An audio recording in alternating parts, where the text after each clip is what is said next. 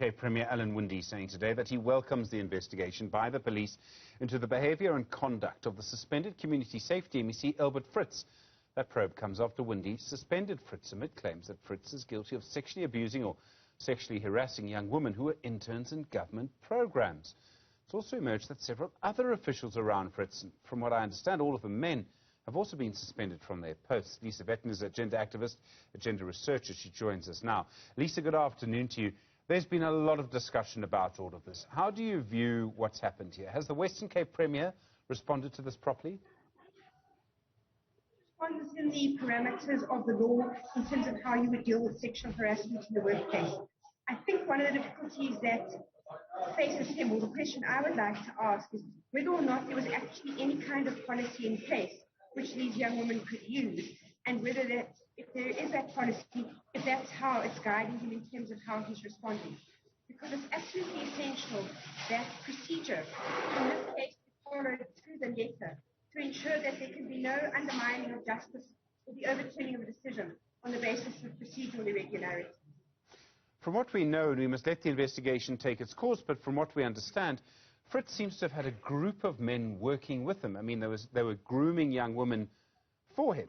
I mean, do we see this happen a lot? As sort of really a gang of men working together in this? Yes, you do see it. I mean, I think one of the contexts in which you do see it is sometimes in universities where you have a problem with sex remarks. You have lecturers who are supported by their senior managers who look the other way when they are demanding sex from students in order to give them their marks or to pass them or to do things like that. You'll often find in that kind of context, everybody knows what's going on. But because you've had this block of power having been put in place, everyone is powerless to speak and powerless to act. And eventually the only help that somebody can get is to go entirely outside of the institution for assistance. It's a deeply concerning situation because what it shows is that a kind of institutional culture has been put in place with deeply perverse norms and values. And those deeply perverse norms and values have become the norm.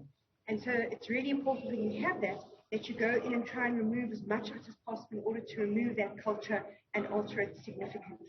It would also seem to show that this office was not gender diverse. That, I mean, if a group of men can do this, it means that they're all working together all the time. There's no woman in the group.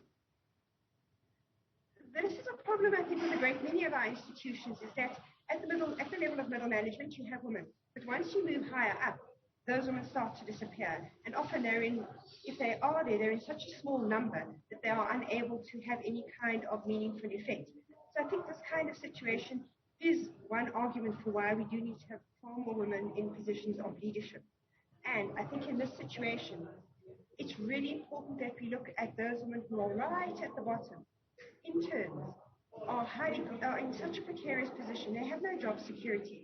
I think the other women in this situation were on the expanded public works program, very, very lowly.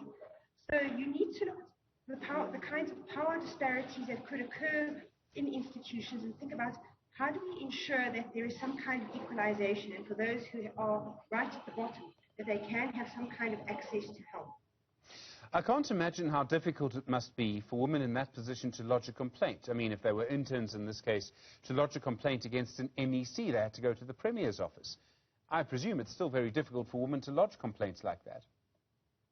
It is very much so. I mean, when you have those institutional cultures in place that will not help you and that tell you, explicitly or implicitly, that your only option is silence, that's your first difficulty. Your second difficulty is, of course, that there can be no policy in place. And I'm almost sure there's a policy gap in this particular situation, which you will find elsewhere, is that people don't think of the relationships between politicians as who are not employers and the employer-employee relationship which would obtain in a department. So you can see a similar problem like this in Parliament, where you have policies in place that protect members of staff from other members of staff, but you have nothing that protects them in a situation where politicians are harassing them, because the politician is not the employer. So there are a whole range of gaps in policy that we haven't really gotten our heads around properly. I mean, the other big problem that we also see in policy that I think becomes difficult for women is that when you charge somebody, they immediately resign before you can institute disciplinary inquiries. So I think with this case, we shouldn't just focus with outrage on one individual, although he deserves all our outrage. We should look at the broader systemic problems that are around sexual harassment generally in workplaces, but also in political institutions, and see what we can do to address those gaps. Lisa Vetten, thank you very much indeed, gender researcher with us this afternoon on the Albert Fritz case.